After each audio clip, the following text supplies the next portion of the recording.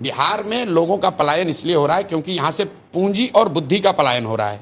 पूंजी का पलायन का मतलब ये नहीं है कि हम बाहर से इन्वेस्टमेंट लाएंगे। पूंजी का पलायन का मतलब ये है, आप समझिएगा कि सीडी रेशियो जो है जो रिजर्व बैंक जारी करता है, बिहार में सीडी रेशियो 1990 से पिछले साल तक है 40%। इसका मतलब क्या है? पिछले साल बिहार से करीब करीब 2.25 लाख करोड़ रुपया बैंकों ने बिहार के लोगों का यहां से ट्रांसफर किया है दूसरे राज्यों में, वहां पर रोजी रोजगार के लिए। यहाँ इंडस्ट्री नहीं है ना, इसीलिए तो इंडस्ट्री कैसे कोई लेना देना नहीं है। यहाँ पर आप अपने बच्चे को पढ़ाना चाहते हैं, आप मोटरसाइकिल खरीदना चाहते हैं, उसके लिए आपको पर्सनल लोन चाहिए। अगर आपको गाड़ी खरीदनी है, आपको यूट्यूब चलाना है, आपको एक छोटा दुकान खोलना है, उसके लिए इंडस्ट्री की क्या जरूरत है? अगर बिहार में 70% क्रेडिट सीडी रेशियो हो, 2.25 लाख करोड़ रुपया बिहारियों का पैसा एक्स्ट्रा इन्वेस्ट होगा, उसके लिए किसी इंडस्ट्री की जरूरत नहीं है।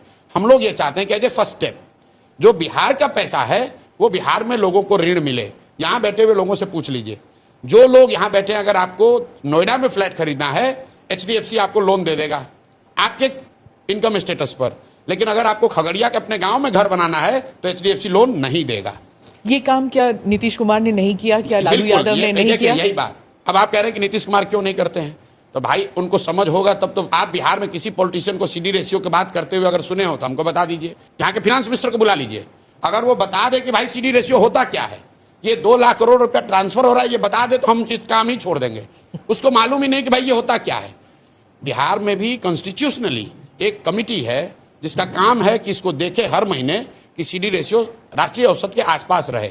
मुख्यमंत्री भी उस बैठकों में जाते हैं, नीतीश कुमार भी जाते हैं, लेकिन जाते हैं खड़ा होकर भाषण देते हैं, भाई बैंक वाले तुम लोग लोन नहीं दे रहे हो, बहुत दिक्कत हो रहा है, आप लोग सुधारिए। लेकिन जैसे नीतीश कुमार का बात यहाँ पुलिस वाला नहीं सुन रहा है, सीओ बीडीओ डॉक्टर टीचर नहीं सुन रहा है, वैसे बैंकर भी नहीं सुन रहा है। बैंकर हमारी बात सुनकर ये कह रहे हैं कि पहली बार भैया कोई बात तो कर रहा है हम लोग का।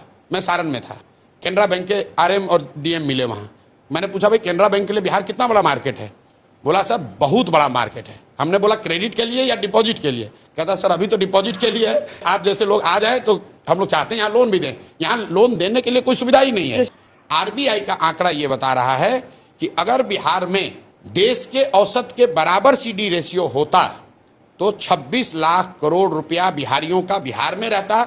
आप अंदाजा लगाइए उससे कितने ज्यादा घर बनते, कितनी ज्यादा गाड़ियां खरीदी जाती, कितनी दुकानें खुलती, कितने लोग छोटे व्यापार करते। उससे यहाँ रोजगार होगा, उससे पलायन रुकेगा। इसलिए हम लोग का पहला जो बजुका है वो ये है कि 6 महीना में सीडी रेशियो को इंक्रीमेंटल बेसिस पर 70 जरूर कर देंगे।